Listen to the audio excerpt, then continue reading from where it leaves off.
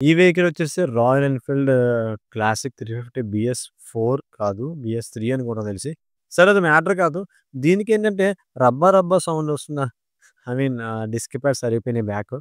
తమ్ముడు విజయవాడ నుంచి వచ్చాడనమాట. అంటే మా ఊరు పక్కన అగ్రికల్చర్ వాళ్ళకి అంటే అగ్రికల్చర్ బీటెక్ చేసిన వాళ్ళకి I mean what we say campaign conduct చేశారు.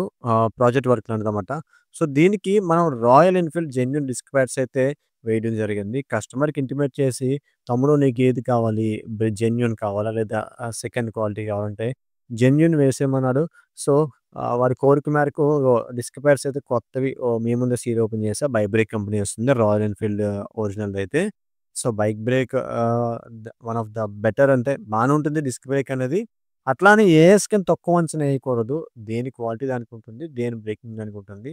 సో, కంప్లీట్‌గా క్యాలిబర్ మొత్తం గూడా క్లీన్ జేసేసి, ఆ పిస్టన్ అనేది లోపలికి పుష్ చేసి, డిస్క్ ప్యాడ్స్ అయితే వేసేసి, బయటకి తీసాను క్యాలిబర్ తీయకుండా పిస్టన్ పుష్ చేయడానికి అవ్వదు కదా! సో, డిస్క్ ప్యాడ్స్ అయితే ఫైనల్‌గా వేసేసాను.